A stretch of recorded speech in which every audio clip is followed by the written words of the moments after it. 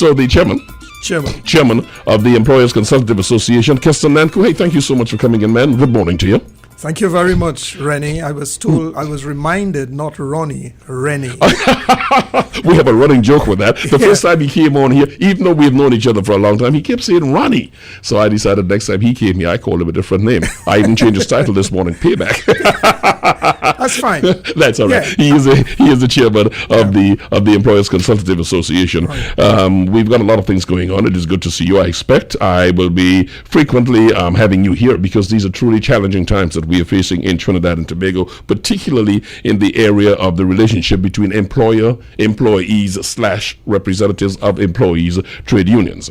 Now, as we know, there has been a reported call, because I actually didn't hear him say it himself, but I read what his press release purport to say. I had to be that careful because so many times we get retractions coming in the news. You got to be very careful. I reached out to Mr. Roger and Mr. Warwick this morning, and we weren't able to get on to them, but we did reach out to them. So it is reported that JTUM, the Joint Trade Union Movement, is calling for a quote-unquote shutdown of the country this coming Friday. They're asking everybody to stay at home, stay away from work, and that is because they want to send a message to the government over its anti-worker policies. Your organization, of which you are chairman, the Employers Consultative Association, said this is counterproductive.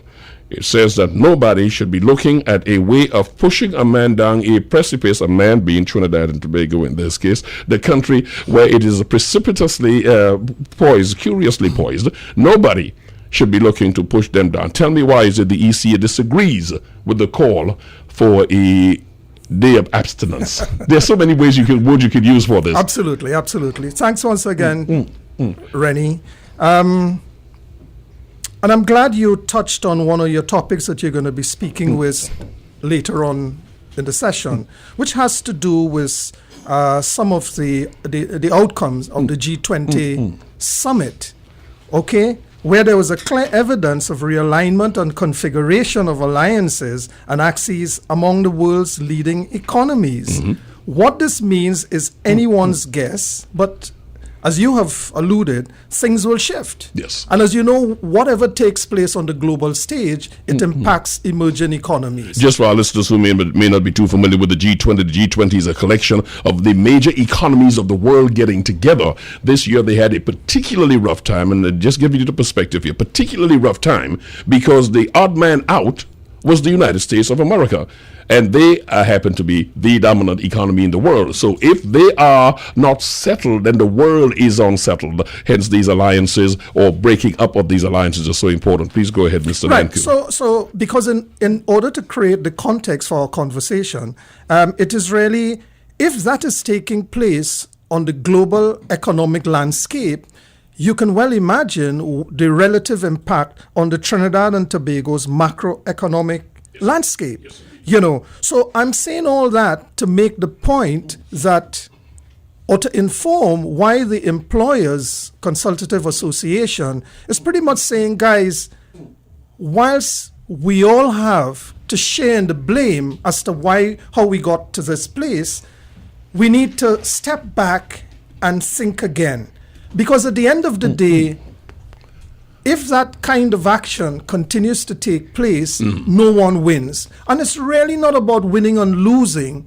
At the end of the day, what's at stake here? What's at stake? And we can ill afford to continue to push back or delay actions that will help this country to achieve a level of economic viability, continued stability, and more importantly, an enhanced quality of life for all of us and for generations yet unborn. And I'm saying all that to make the point that we have, as citizens of this country, notwithstanding where we sit, we have a responsibility. The power resides in each and every one of us to make the decisions and take actions that we consider in the best interests of the whole. Yes. Yeah. You made a point before you go on, because we want to get to this. The purpose of setting up the tripartite arrangement was that government would liaise with business, business would liaise with government, labor would liaise with government, and liaise with business.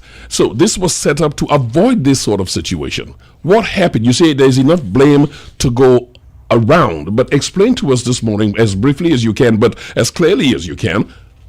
Why is everybody ready to in line for blame here? What went wrong with the Tripartite Association? Just so our listeners know, the JTM said they were pulling out, albeit temporarily, they said, because they were not happy with the direction things were going. Explain that to us. Sure. Well, as you know, the fundamental, the foundational pillar that lies beneath every relationship is trust. Mm-hmm.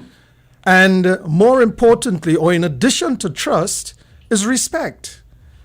Okay, so we talk about tolerance, and to my mind, when we refer to tolerance in our national watchwords, we're really speaking to tolerance for the otherness, okay? And is that kind of, and it really speaks to respect. And what has happened when I refer to sharing of the blame, trust has broken down. Trust has broken down. This is all around, or in one specific? Around. Everybody started distrusting each other. All around. And the tripartite social dialogue process, in order for that to be meaningful, there must be trust. I must be able, because it requires a willingness and a desire to give up something. You know, we talk about maybe renegotiating, you know, the foundation on which the tripartite body was formed. Okay? It may be, you know, a commitment and will to overcome adversarial histories. We operate in an environment that is very adversarial. For a long time, yes, it's always been. Right, for a long time. Now, in addition to this, you find our political system, so culturally and politically, it really challenges the whole tripartite social dialogue process. And this is why parties, I am of the view that we are mature enough. We have demonstrated levels of maturity in other things that we do, that if we bring that same level of maturity to this conversation and the discipline to the conversation, I am sure, I feel confident that we can, in fact, develop an agenda where parties can agree. Now, let me hasten to add, one of the additional reasons to my mind why the tripartite social dialogue process has not progressed as far as it should have or could have. We talk about national interests, but no one understands what we mean by national interests. We all come to the table with different perspectives, with our own interests that we need to protect, okay? But if we can agree on what are the components of national interest, because national interest is really vague and ambiguous. It is contextual. So when we talk about national interest, we're talking about what's the context in which we're using this word national interest.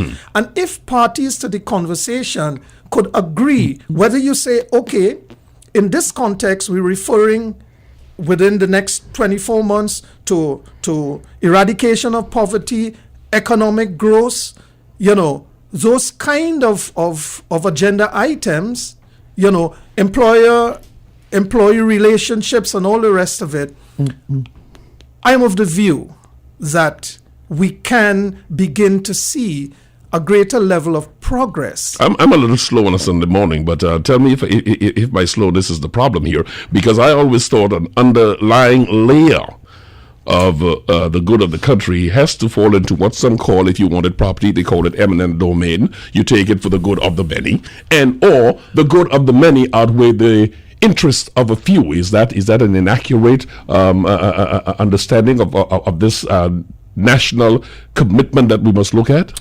No, not at all. Not at all. So you're not slow. You had your coffee, so that perked you up. Yeah, that's credit to the makers, okay. Yes. You know, and more importantly, Rennie, in terms of changing the whole, because what we are talking about here is really transformation. And transformation requires the same fundamentals: trust, respect, willingness to give up, you know, in order to arrive at a place where we can move forward. And in terms of the conversation, it's really pleading or asking parties to the conversation to adopt postures of not standing against, but talking with. Let me ask you this question, though, because many times we sit here, you represent the specific areas of interest for employers. The specific, not that you're not looking for the interests of the nation as a whole, but specifically as Employers Consultative Association. They are those who are in support of the government. There's those who say, I'm just watching on the outside, but it seems to me that there being no recourse for workers, it does beg the question, are the employers and the government, in all fairness, insensitive to the plight of workers? I know it is a very difficult thing to ask you because of where you sit, but is there something we are missing here? I'm trying to be as balanced as I can in the absence of getting somebody from JTAM. Are we not looking? Is there something we're not looking at? Are we saying, well, you all just want to take action, but we're not looking at how terrible it is for so many people in the workforce? Rennie, again, I am in no way attempting, by virtue of the conversation, to say to the trade union movement, listen, you are wrong. You're not minimizing, yes. Yeah, okay? But what I'm appealing to, recognizing that we all have to share in the blame, and I come back to that, and I will continue to go back to that, okay?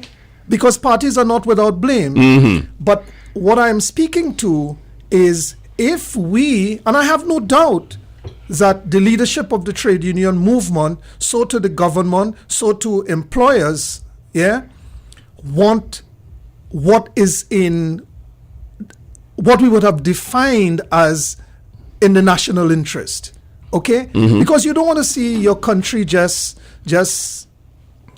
be destroyed because of a course of action taken by one party. So we got to continue to the conversation with the trade union movement. I mean, the next question would be, in terms of water under the bridge, can we move from here? And having been in the trade union movement for many years, I'm of the view, yes, we can move. I understand your optimism there, but there is something that I've heard many times said, because you spoke a moment ago of how long we've been at this. Because we have aged does not mean we have matured. And that is a reality sometimes we have to look for. Sometimes you're playing for the gallery so long that you seem to forget that there's a wider playing field. A friend of mine, I think the governor of New York City, said to me one time, some folks are looking at estate, and we should be looking at the interests of state.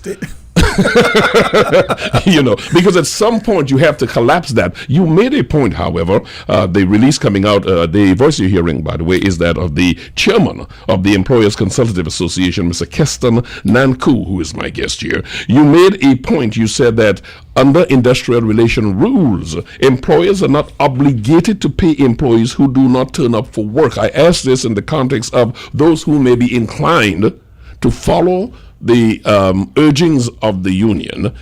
Are they at risk of not being paid? I mean, are the employers who may refuse to pay them covered under the industrial court regulations? Yeah, they are. But one has to be cautious in terms of the type of industry in which you operate. You have people on contract employment, as an example, and if you don't work, you don't get pay. And you have quite a lot of that. The informal sector is the largest growing sector, and you have quite a number of employees who work in that sector. And so what is likely to happen to them? Now, some employers may say, okay, I'm prepared, particularly in the highly unionized environments. It's difficult to say, I'm not going to pay you, because most of these people operate in permanent arrangements. But we are speaking primarily, or more specifically, about those that large growing sector, that informal sector. Contract workers. If you don't come to work, you just don't get paid unless you have some valid reason, unless there's some conversation between yourself and your supervisor. I'm not going to be out today, but it may be coincidental that you decide to stay away on a day such as Friday. These things do happen. Everybody Precisely. falls sick at the same time, of course. Precisely. Yeah, tongue in cheek.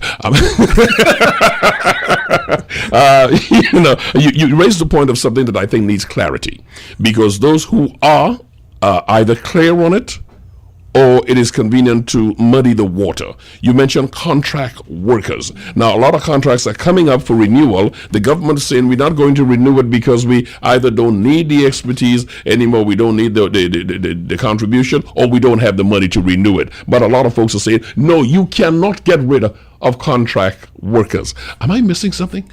Rennie, that's a whole topic that we can sit. We need much more time to talk about it. I'll just speak on the periphery of it. Yes. Just recently, the Industrial Court and its Meet the Court seminar, the president of the court, Her Honor, spoke to the fact that we need to start taking a more critical look at how we execute contract labor. Okay? Because you have people in excess of 12 months who are on contract. And this thing about renewal, as employers, we provide some guidance to our members, because it could be seen, those individuals could be viewed as permanent employers. And let me hold you there, because you see, I'm glad we are down this road, because here's what happens. If you want to hold somebody as a contract worker and keep renewing that contract, you are actually skirting a lot of contribution for their health, a lot of contribution for their severance. You're finding a way to not pay for a lot of things that the workers should in fact be receiving. Yeah, and that's where this whole conversation has to get, we need to get to get a better understanding. You have instances where employers actually use that. I've known people in the government service who have operated on contract for continuous contract for 10, 15 years. Now, they are permanent employees for all intent and purposes. Now, let me make a distinction between people in contract arrangements who, in fact, are on projects. The assignment is based on... Now, a project has a definite starting time and a definite stopping time. So one, again, has to be very mindful of that. You can't just keep changing the end date, And I think a lot of the conversation around this has to do with contract people operating in what I would call approved personnel establishment positions within organizations. And I think that's where the challenge is. But I'd be happy to come back so we can have a contract labor we will go into. But let's look at wrapping this morning. The chairman of the Employers Consultative Association is my guest here. I'm going to get his final thoughts on this. They are saying that any call for withholding labor, staying home from work, or whatever you choose to call it, any call for workers not to go out to work is counterproductive. Would you go as far as to say this is, I know you said it's short-sighted, is this selfish thinking on workers' part? How would you describe it? Outside of being counterproductive is nice and broad. It just means it works, it's inimical to the best ideals of the collective, of the whole. But are we just saying that, or are we saying folks are just being plain short-sighted or selfish? Yeah, I think there's a bit of selfishness where that is concerned. And if you ask me, at the end of the day, Rennie, we all have to keep in mind that we cannot achieve a common end if we pursue individual goals. I mean, and this is what I'm appealing to. This is what I'm appealing to. So you decide to stay home, but what about those persons who can ill afford to stay home? Who will not be paid. And that's one of the reasons, you see, I asked you earlier about employers' obligation. In addition to, when they stay home, there are a lot of other people who have nothing to do with unions who are, in fact, going to pay a price. Precisely. And and I'm not taking the employer side now. I'm just looking at the big picture on this. No. And one other thing, Rennie, is the whole question of, and this is my personal concern, when people take to the streets, especially in these times where our crime situation just continues to worsen. Every young individual has access to a weapon. Okay? And you know, my fear is that this opportunity when people take to the streets of individuals getting inside there who may not even have a view or an opinion or an understanding as to what the struggle is about, what the primary objective is this about, to create mischief. You know, and that's my personal concern. I want to say personal concern. It's an area one to watch, but we've also been careful because some folks will say, well, we're fair mongering in order to keep the work. You know, that is going to be one of the charges. But I understand what you're saying. It has to be a full understanding that nothing operates in a vacuum. There is a thing called a domino effect, and it applies to every part of our existence from everywhere we are in the world. Absolutely. Mr. Chairman, again, thank you so much for coming in. It's always good to have you in this morning. And one of the things I like about him, he's a good example to his organization. He's always on time. Keston, thank you so much. You have a wonderful day, and thank you so much for coming with us this morning. God bless. Thank you so much now.